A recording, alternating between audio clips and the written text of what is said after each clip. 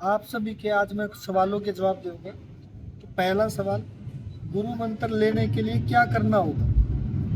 तो बेटा, गुरु मंत्र कोई ऐसी चीज़ तो है नहीं जो आपको बाजारों मिल जाएगी। आपको गुरु की सेवा करनी पड़ेगी, सच्चा मन रखना पड़ेगा, अपनी आत्मा को बिल्कुल साफ सुथरा बनाना पड़ेगा, फरेब से दूर होना पड़ेगा। जब आपका मन आत्मा पवित्र हो जाएगी और गुरु के लिए समर्पित हो जाएगी तो गुरु महाराज आपको गुरु मंत्र दे देंगे। दूसरा आपका सवाल है, क्या सिर्फ किताब से बाबा गोरक्षनाथ जी की साधना हो सकती है?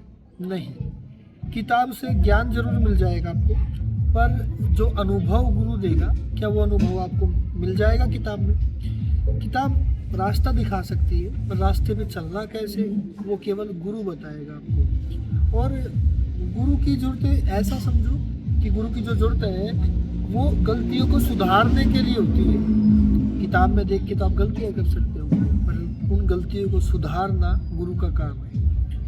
और तीसरा सवाल, ऐसा क्या भक्ति करूं जो गोरखनाथ जी मेरी प्रार्थना स्वीकार करें? गोरखनाथ जी को कोई भी महंगे फूल, माला, मिठाई इत्यादि नहीं चाहिए। केवल साफ मन आपका अगर है और ओम शिव गोरक्षनाथाय नमः का आप जाप करो, नित्य उठ के साफ सफाई रख के बैठ के 5 मिनट 10 मिनट ध्यान करो, किसी का गलत मत करो, गुरु महाराज की सेवा करो, गोरक्षनाथ जी आप पर प्रसन्न हो। गुरु मंत्र और नाम जाप में क्या फ़र्क है ये मैंने कल भी बताया था, तो आज थोड़ा अलग तरीके से।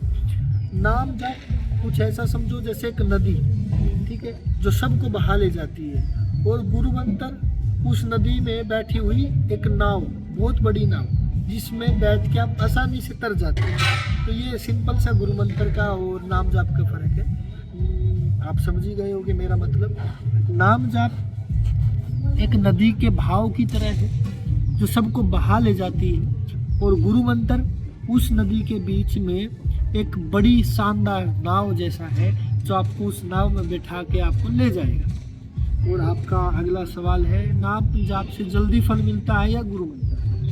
पहली बात, जब आप एक जगह आपका मन टिकेगा, मन शांत होगा और निस्भाव से आप जाप करोगे, या आप मंत्र जाप करो या नाम जाप करो, और बाकी गुरु महाराज के जो आपको निर्देश है उस पर डिपेंड करता है।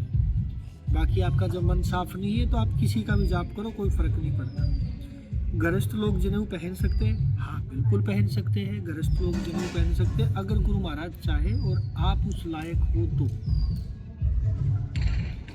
गोरक्षनाथ जी का प्रमाणिक मंत्र क्या है? ओम शिव गोरक्ष, ओम शिव गोरक्ष या ओम शिव गोरक्षनाथाय नमः, ये गोरक्षनाथ जी का मंत्र है। अंदर की आत्मा को कैसे जाने, ध्यान कैसे लगाए? बाकी तो भैया बहुत गहरा है। अपने सांस पे ध्यान दो, सांस पे ध्यान देने के बाद किसी भी जो गुरु महाराज ने मंत्र दिया उसका जाप करो। हरि के भजन और ध्यान में क्या अंतर है? भजन का मतलब है आप किसी भी मंत्र का निरंतर जाप करते हो, और ध्यान का मतलब है अपने आप की खोज। ऐसा समझो कि अगर हम किसी परमात्मा के भजन को कर रहे हैं, शिव गोरख शिव गोरख शिव गोरख शिव गोरख, मतलब हम उस परमात्मा को जानने की कोशिश कर रहे हैं, वो तो हो गया आपका नाम जाप भजन। और ध्यान होता है आंख बंद की अपने आप को जानना, हमारे अंदर क्या कमियां हैं, हमारे अंदर कौन सी लहरें उठ रही है, कौन से तूफान चल रहे हैं, वो है ध्यान। आप कितने साल के हो गुरु जी? मैं तो बहुत बड़ी उम्र का हूँ। हाँ, बिना शक्ति प्राप्त किए टेलीपैथी कैसे संभव है?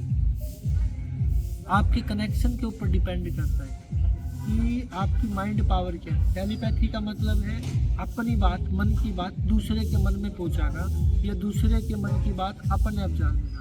ये डिपेंड करता है कि आपका मन बिल्कुल खाली है, और खाली मन होने के बाद आपकी उस मन की पावर क्या है। क्या मैं आपकी सेवा कर सकता हूँ? हाँ, बिल्कुल। बिना गुरु के साधना सही है? नहीं, नाम जाप सही है, आप नाम जाप कर सकते हो, साधना नहीं। कुछ साधनाएं हैं जो आप बिना गुरु के भी कर सकते हो। आदेश आदेश।